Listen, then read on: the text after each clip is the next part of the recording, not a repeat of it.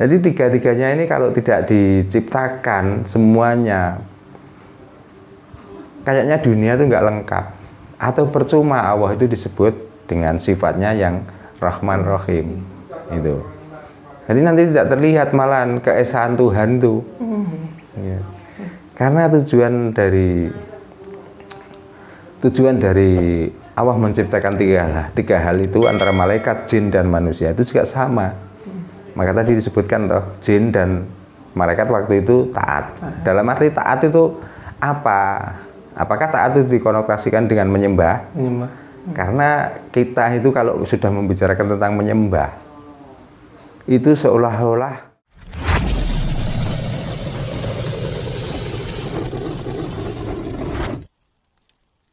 Rahayu Mbah Darno.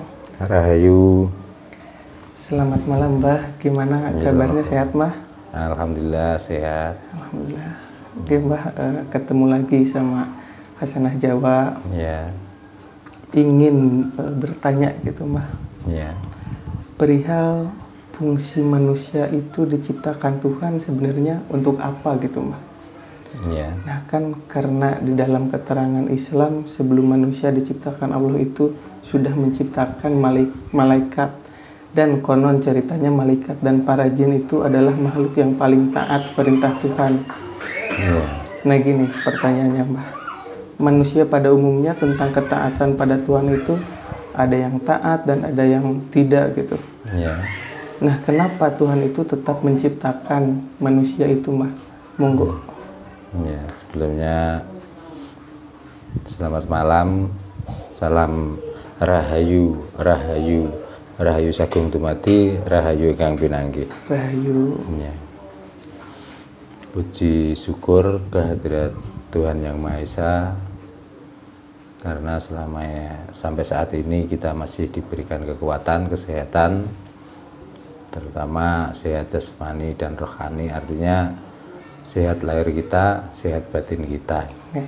Maka dengan demikian selalu kita memohon kepadanya supaya kita semua dan pada umumnya bangsa Indonesia dan khususnya masyarakat Pulau Jawa dimanapun Anda berada, selalu diberikan kesehatan. Amin. Dan kesehatan dijauhkan dari mara bahaya, baik sakit, ujian dunia, dan kita dijauhkan dari kehidupan yang tidak nyaman. Intinya seperti itu ya. Dan pada malam hari ini menjawab pertanyaan dari tim Hasanah Jawa tentang menanyakan apa fungsi manusia diciptakan oleh Tuhan. Karena Tuhan atau Gusti itu menurut ini mengambil versi dari agama Islam ya, dari agama Islam sebelum manusia diciptakan, Gusti atau Allah itu sudah menciptakan para jin dan malaikat. Nah konon jin dan para malaikat waktu itu diceritakan bahwa makhluk yang selalu paling taat pada Sang Pencipta atau pada Allah itu sendiri. Nah lalu Allah atau Gusti itu memaksa, selain menciptakan jin dan malaikat, juga memaksa untuk menciptakan manusia. Padahal di situ sudah diterangkan, karena dengan ciptaan manusia, ciptaan malaikat dan para jin itu adalah makhluk yang paling taat. Sedangkan kalau Allah itu menciptakan manusia, padahal manusia sebelum Nabi Adam, nah sebelum Nabi Adam itu juga ada penciptaan. Ya kalau orang Jawa itu menyebutnya itu Banul Jan. Ya kalau orang dari versi agama itu menyebutnya Bani Jin. Ya. Padahal waktu penciptaan Banul Jan sebelum Nabi Adam itu sudah pernah diciptakan di dunia. Itu di dunia tidak pernah taat pada perintah Tuhan, sedangkan dia diciptakan atau menghuni dunia itu membuat kerusakan. Maka sampai terjadilah perdebatan antara malaikat dan Sang Pencipta itu, apa maksud dan tujuan Allah itu menciptakan manusia lagi. Gitu. Tapi di situ diterangkan jawabannya Allah, apakah kamu juga tahu apa yang saya maksud? Saya menciptakan manusia. Itu. Maka dari situlah, sehingga karena ini mengambil cerita dari agama Islam, jadi saya menerangkan apa yang di dalam cerita agama Islam itu. Karena sedangkan di Jawa sendiri tidak mengenal cerita itu. Oh, tidak. Ya, tidak mengenal cerita itu. Ini kan versi agama. Nah, tapi harus saya jelaskan, walaupun ini membicarakan tentang Jawa ya. Biar kita itu tidak gagal paham nantinya. Kita itu paham sebenar-benarnya. Ya.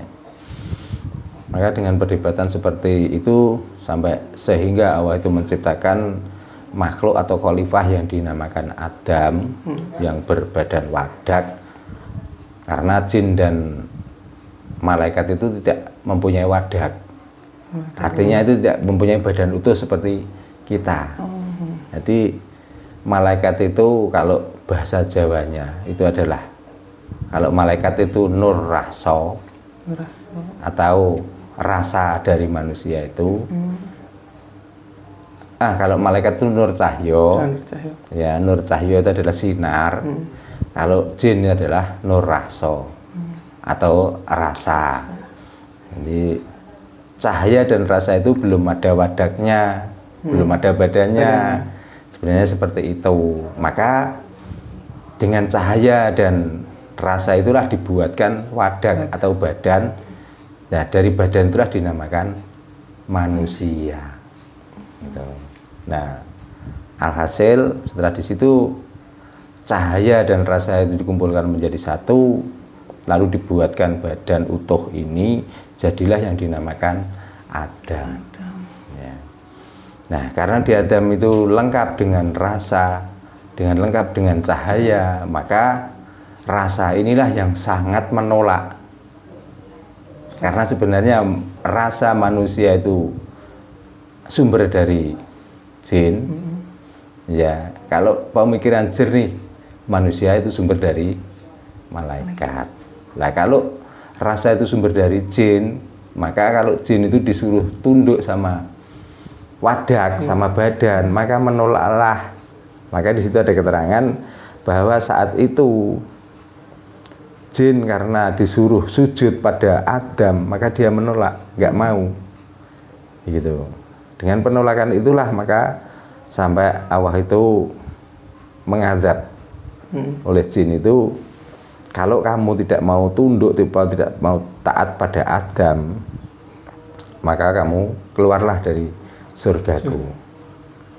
Sampai kapan? Sampai kamu benar-benar mau sujud, mau tunduk kepada Adam.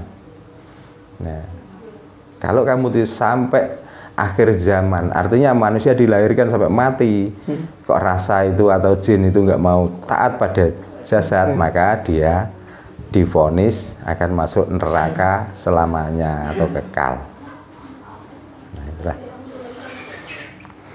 Nah, lalu apa fungsi manusia diciptakan dan apa maunya Tuhan itu untuk menciptakan manusia? Nah, kita harus paham, karena jin dan para malaikat, kalau malaikat itu tempatnya di mana? Kan di situ diceritakan di angkasa atau di atas, di langit. Nah, sedangkan jin ada di tengah antara angkasa atau langit dan bumi, tapi dia berupa api. Ya, kalau manusia, dia menetap di atas bumi. Gitu. Jadi apa alasannya? Ya alasannya karena Allah itu menciptakan 3 alam, yaitu alam langit, alam angkasa, dan alam bumi. biar tiga-tiganya ini ada penghuninya, itu alasannya Allah menciptakan manusia. Ya. Nah, apa tujuan manusia diciptakan? Yaitu di situ adalah karena ini mengambil cerita dari agama Islam, maka jelaslah di Al-Quran ditulis wa ma khalaqtul jinna wal insa illa liya'budun. Jadi Gusti Allah itu menciptakan malaikat, menciptakan jin dan manusia itu tujuannya untuk menjalankan fungsi masing-masing ciptaan itu. Gitu. Maka diterangkan juga kalau malaikat tidak mempunyai nafsu. Ya. Malaikat juga tidak diberikan akal. Dia hanya menuruti perintah saja. Kalau jin, dia tidak diberikan akal, tapi dia diberikan nafsu. Maka tujuannya apa? Karena nafsu ya tujuannya untuk menggoda. Nah, manusialah yang paling terlengkap.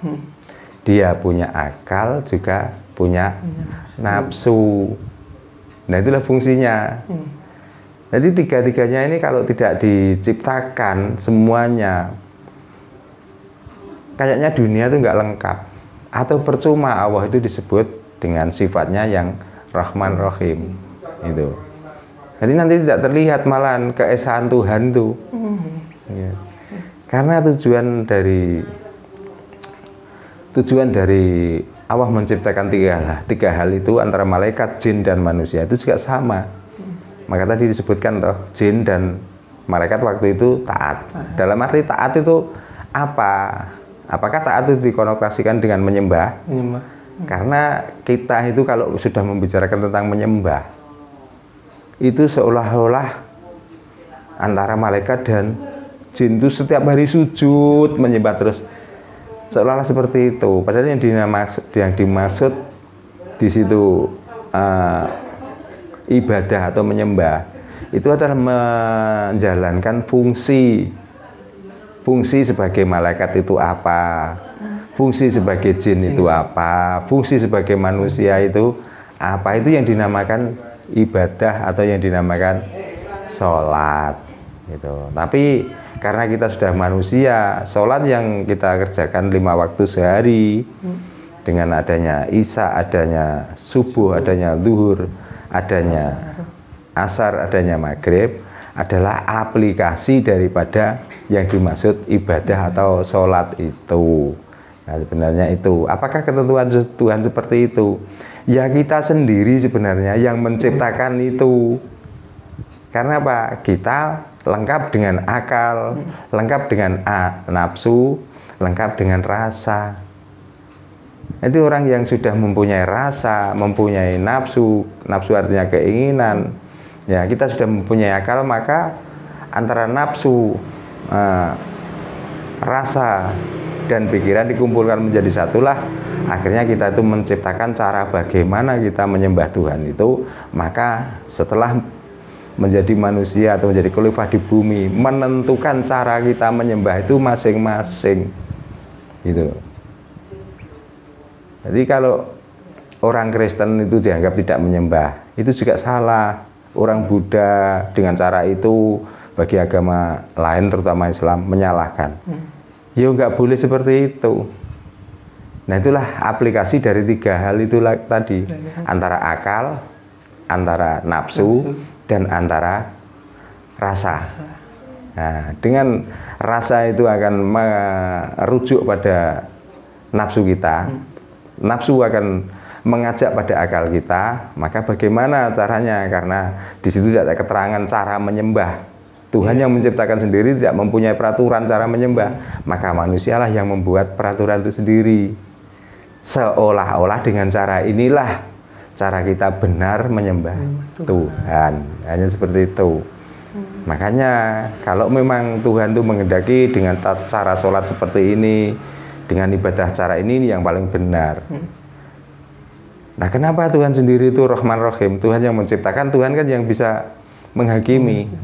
Kok bagi orang-orang yang tidak menyembah seperti keyakinan orang-orang yang sudah yakin itu, kok nyatanya juga dibunuh? Kok nyatanya juga dihancurkan? Nah, kan Sudah jelas di dalam Al-Qur'an itu.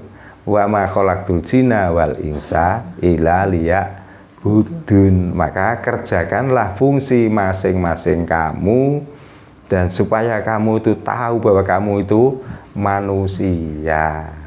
Nah, jadi manusia dengan Tuhan itu kalau bahasa Jawanya diarani menungso. Itu seharusnya atau sayogianya orang yang bisa manunggalake rasa. Dalam arti manunggalake rasa itu apa? Manunggalake rasa karena kita itu ciptaan, maka dengan cara inilah kita cara menyembah Sang Pencipta itu.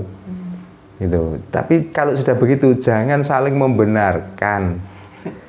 Karena kebenaran mutlak milik Allah, kebenaran mutlak milik Tuhan. Nah, kita itu hanya menjalankan seolah-olah kita anggap yang paling benar dengan cara itu. Cuman itu aja. Jadi jangan kita membenarkan diri kita sendiri. Ya, kalau ini sudah diyakini, ini dianggap benar, ya sudah kerjakan. Kita nggak usah mengolok-olok orang lain.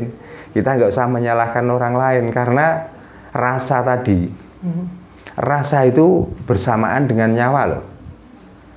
Itu. Jadi kalau sudah dirasa itu pas, mau diajak dengan aturan mana, dengan ajaran apa, dia itu lebih baik ikhlas nyawa saya lepas daripada rasa saya dijajah. Gitu. Jadi kita itu dengan cara ibadah itulah cara memerdekakan akal dengan mengedepankan rasa. Nah, itulah yang baru bisa dinamakan manungso atau manusia. Jadi fungsi dari manusia adalah bisa manunggalake rasa dari sifat 3 yaitu akal, nafsu dan rasa.